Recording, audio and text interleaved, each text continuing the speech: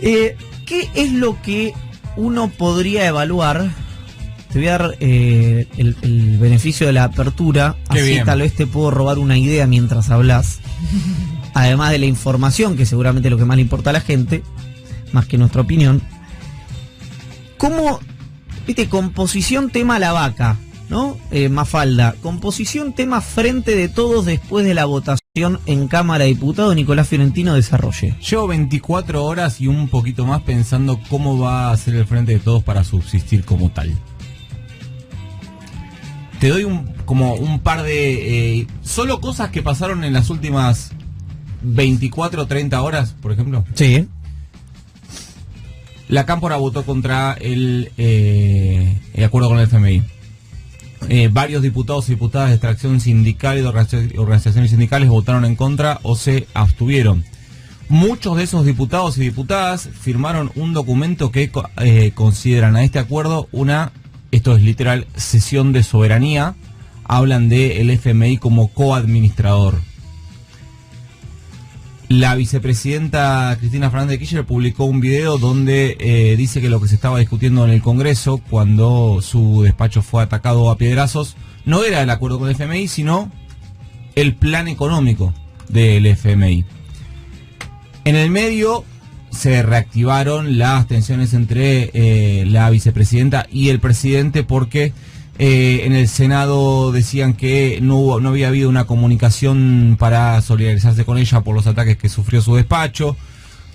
En realidad lo que no hubo fue una manifestación pública del presidente. Sí, según me dijeron, se comunicó vía mensajes de texto, pero por ejemplo, si vos revisás la cuenta de Twitter del presidente, no tiene, pese a que lo hicieron muchos dirigentes de su espacio, lo hizo la propia Cámara de Diputados, el propio bloque del Frente de Todos, no hubo ningún tipo de repudio ni solidaridad del presidente con la vicepresidenta, y no es que no estuvo en Twitter. Por ejemplo, vamos a hablar de eso, sí, del retweet. Exacto, bueno, ese es otro componente más en este listado de cosas que pasaron el viernes loco del Frente de Todos. El presidente Alberto Fernández retuiteó a un periodista que hizo algo que para mí debería estar penado por ley, que es hablar por los muertos. Oh, basta, por favor. Bueno, entiendo. Yo sé lo que querés decir.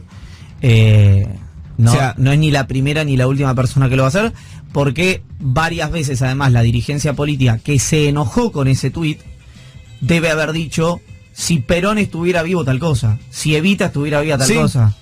Y quiero decir, es una Por eso digo que tendría que estar penado por él, porque la ley es es benévola. Claro, la ley Iguala. iguala, el problema de la ley. Ujú. Igual no iguala tanto la ley. No. Iguala en el papel, después Pero- la justicia pero se en su- encarga de no igualar. Pero en su intento inicial es igualatoria, después te das cuenta que no. Pero bueno, recordemos, hay un periodista amigo de la casa que se llama Bruno Bimbi, que escritor también, que ahora creo que está radicado en España, que dijo que si Néstor Kirchner estuviera vivo, hubiera votado a favor del acuerdo con el Fondo Monetario Internacional. Retuiteó esto el presidente de la Nación, como, viste que, no lo voy a decir en inglés, lo voy a decir en castellano, retweet no es apoyo, retweet no es validación de alguna manera, tienen algunos en su bio de Twitter. Esto parecía que sí, que retweet era validación. Y parecía que sí. Y por lo menos a quien yo escuché, tal vez hubo algún otro representante del oficialismo que lo dijo, fue Itay Hackman, que dijo: no me atrevería a decirle a Máximo cómo hubiera votado su padre. Fue la respuesta que dio Itay Hackman. A ver, es completamente insostenible esta situación para el Frente de Todos. Lo que digo es que si vos sumás todos esos componentes y le agregás de que ya era una alianza desde el punto de vista de funcionamiento disfuncional desde el arranque.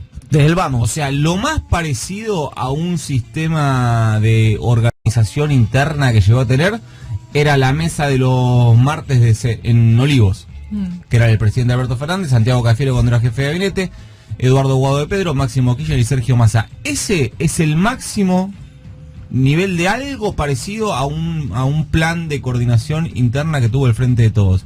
Si a esa disfuncionalidad endémica que tiene le agregás todo el impacto político que fue la pandemia, la situación económica, etcétera, si le agregás todos los problemas internos que ya pasaron de lo político a lo personal en algunos casos, porque lo que pasó ayer entre el presidente y la vicepresidenta respecto a los ataques a su despacho ya es personal. Creo que hablaron o que hubo alguna comunicación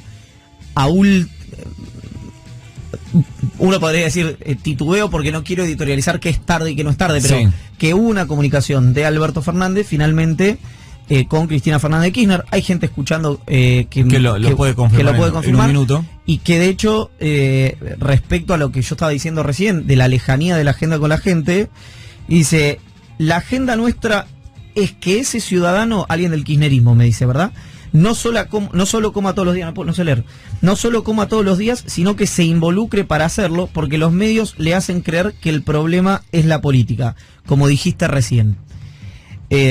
Yo creo de hecho lo contrario, que la política es la única herramienta de transformación social. Lo que pasa es que mi creencia, si no vale nada, si la sociedad en su conjunto no interpreta que la política está tratando de darle soluciones.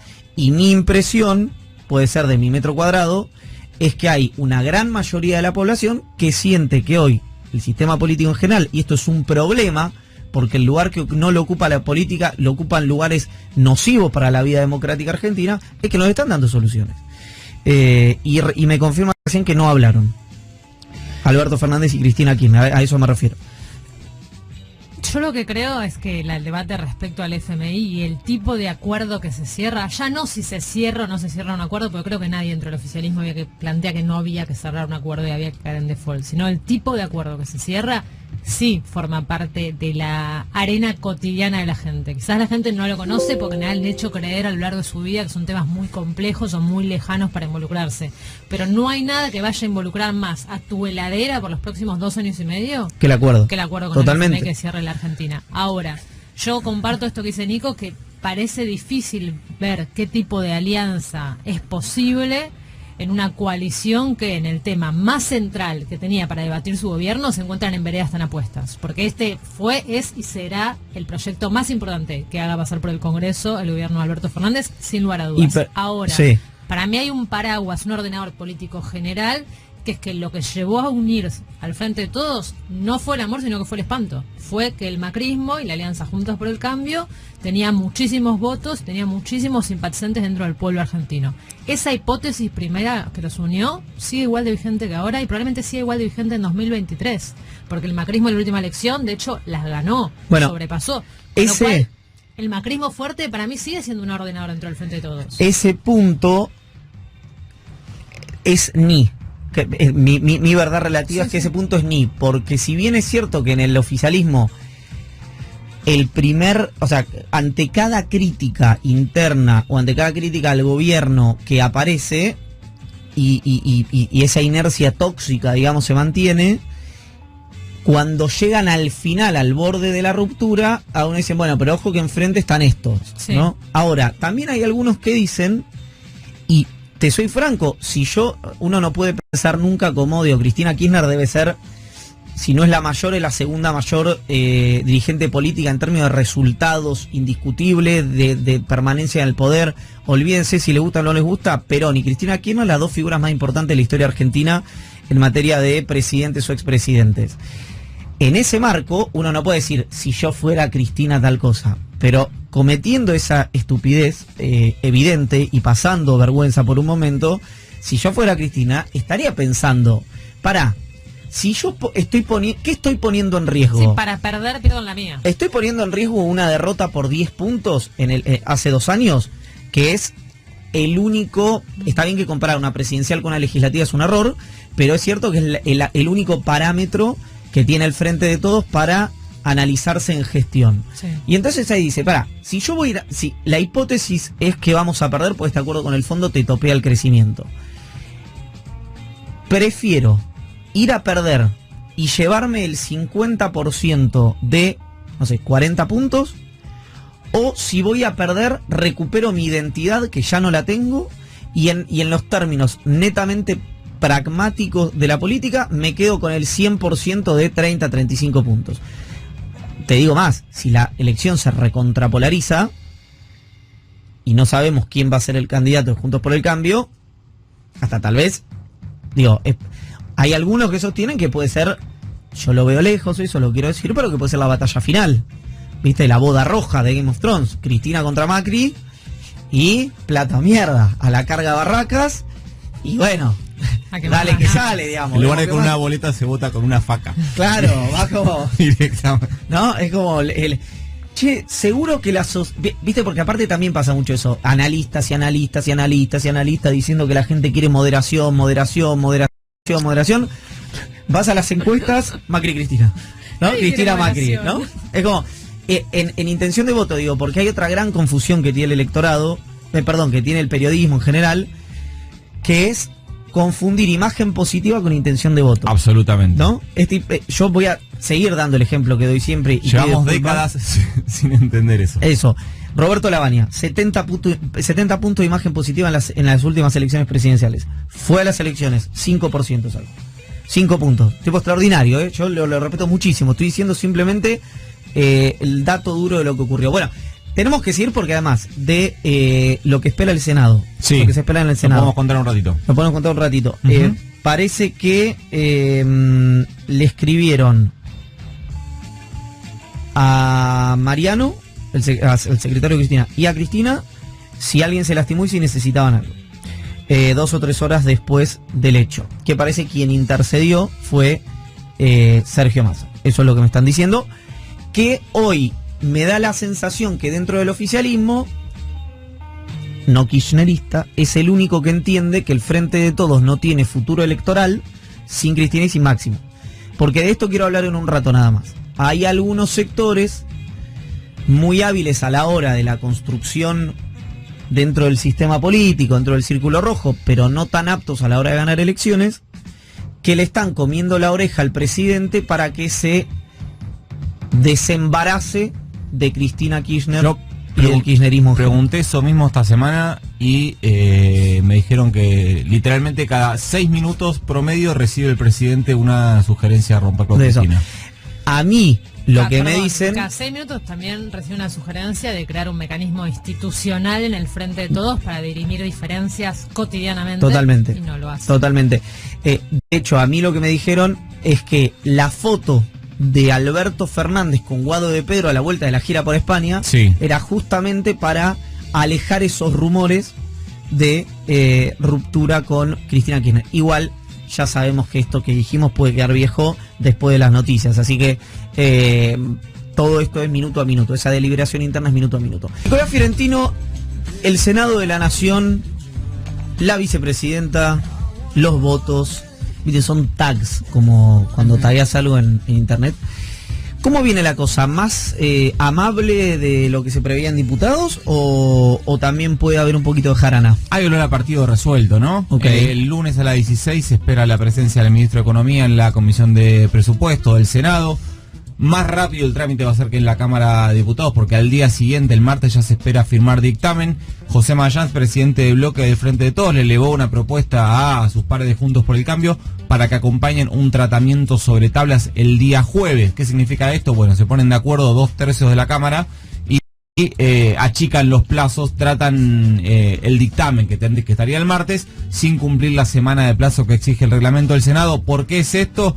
Porque sabemos que el día 22 de mayo hay un vencimiento de 2.800 millones de dólares, de marzo, perdón.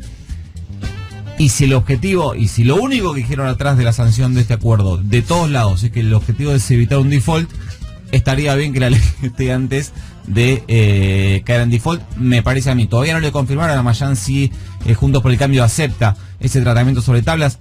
Todo indicaría que sí. Respecto hacia adentro, me parece que el escenario a la hora de votar, vamos a ver un escenario similar, calcado al de la Cámara de Diputados. Creo que si no llegas el 22, estoy casi seguro de lo que te estoy diciendo, tenés un mes de ventana, gap, el nombre, o sea, no sé cuál es el término formal, hasta que te declaren en default. Después de los 6 meses de mora, pero tiene que ver con otra cosa, tiene que ver con el entendimiento, no con el pago. Sí, hay un artilugio que podés usar para no caer en default el 22 a las 12 de la noche. Me imagino, claro, que si el 22 no está porque se vota el 23, no te van a hacer entrar en default, aunque sí creo que el problema que hay, viste que el Senado tiene algo, vos me lo vas a saber explicar mejor que yo esto, que tiene algo así como la cláusula de los 7 días y qué sé yo, que no pueden hacer como hicieron en diputados. No tienen la herramienta de la sesión especial que tiene la Cámara de Diputados. Exacto, así que habría que votar algo como una sesión express, eso.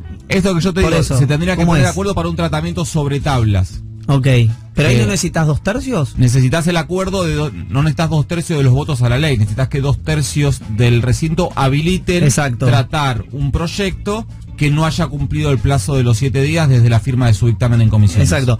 Y si eso no llegara a ocurrir y hubiera despacho de comisión la semana que viene, o sea, esta semana que arranca ahora el lunes, y se votara la otra semana, si las sesiones muy largas, podría estar votando un acuerdo con el Fondo Monetario Internacional el 24 de marzo. Lo que pasa es que incluso si vos el 22 de marzo tenés la ley en la mano, Sí, el aprobada, board no la aprobó todavía todavía. no la trató el directorio. Consejo, Claro. el directorio del FMI. Exacto. Respecto a si caes o no caes en default, ojo con un punto, porque si bien es cierto que técnicamente si no garpás no caes en default, lo que sería técnicamente un default, también es cierto que el estatuto del FMI dice que el FMI no puede refinanciar acuerdos vigentes con cuando su deudor está en cesación de pagos. No quiero decir que si el 22 de marzo no pagás, se cae el acuerdo firmado con Guzmán porque está en pleno trámite legislativo. Lógicamente todo está atravesado, acá hay dos universos, el administrativo y el político. Pero ojo con ese punto también, no es solamente si caes o no caes en default desde el punto de vista técnico, sino que el estatuto del FMI dice que no se puede refinanciar una deuda que esté en cesación de pagos. Yo creo que mi hipótesis, que siempre creo que estas cosas, por más que el FMI te ponga, no solo Chicos, el es un fondo, WhatsApp, lo que no, es esto, se resuelve con un mensaje de Sí. WhatsApp. claro, como le prestan a países en guerra civil, yo creo que te ponen como, viste, sí o sí normativos y después finalmente es sacame este quilombo de encima. Por eso creo que si bien Massa terminó oficiando bombero piromaníaco, es decir, que Massa no quería que los 2 artículos llegaran a diputados, Guzmán mandó los 2 artículos, entonces convenció a la oposición para que pidieran ese cambio en parte. No, ojo, fue al revés. ¿Qué? Guzmán mandó un solo artículo. Perdón, no quería, tenés razón, no quería que se votara el programa económico. Ahí va. Eso quiero decir, quería que solo se votara el endeudamiento, pues llegan propuestas de Massa, de dividirlo en 2 artículos, la oposición pide que se saque el segundo, entonces Massa va y lo convence al presidente que efectivamente se vote lo que él quería desde un primer momento, que era solamente el endeudamiento. Dicho esto, sí es cierto que Guzmán se puso muy duro sobre que el board del fondo, el directorio del fondo, no iba a aprobar el acuerdo si no aprobaba el Congreso el programa económico, y nos vamos a dar cuenta que eso no es así. Porque el Fondo Monetario va a aprobar el acuerdo con el Fondo Monetario Internacional por más que el Congreso no haya aprobado el programa económico. Así que es un escenario en el que, no, viste, ninguno tiene razón o todos tienen razón, como en general ocurre en estas discusiones. Algo más que me tengo que ir ya de una tan... No, cerramos ahí. ¿Cerramos ahí? Sí. Qué bien, impresionante, ¿Viste? condensamos toda la información, extraordinario. Mi En segundo instantes- nombre es eficiencia.